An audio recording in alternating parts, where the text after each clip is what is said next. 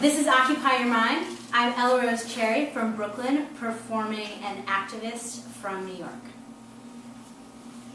I'm definitely not in charge. Actually, it's very funny because as far as my role prior to yesterday morning, very removed. Like, I understood the movement and I was in support. I definitely didn't have a personal tent here. I was no leader or anything like that. But every once in a while I'd come down with clean socks. You know, boot rot is nothing to fuck with. So just anything I can really contribute. I appreciate what's going on, and certainly with the message that has not yet got across, you know, with all the media and everything, something as far as economic equality still hasn't been translated over the airwaves.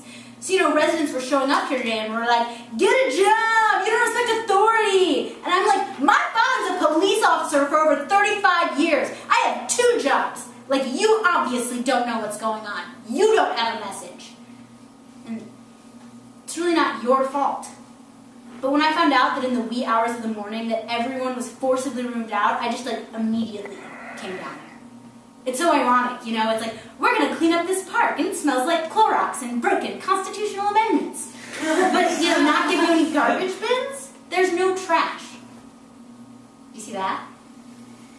That's my crafting. That's a garbage bag tied to a tree. What really touched me personally was maybe like 9 o'clock in the morning when we started marching from 6th and Broadway. The cutest elderly women, just fiery, and they were so disgraced by what had happened here and with the brutality that's going on across the country. Like, first and foremost, send us your battered. But you have a right to assemble. You have a right to speak. If there was some strange cult gathering outside of my house and I didn't agree with them, I would move. I don't need to support them, but I don't need to attack them.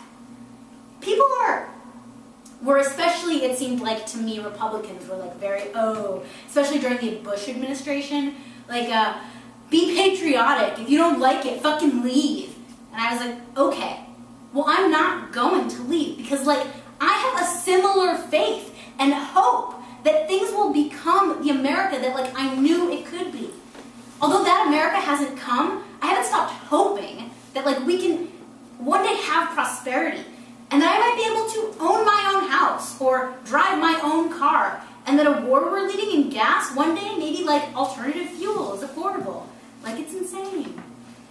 Overall, the thing that's really upset me today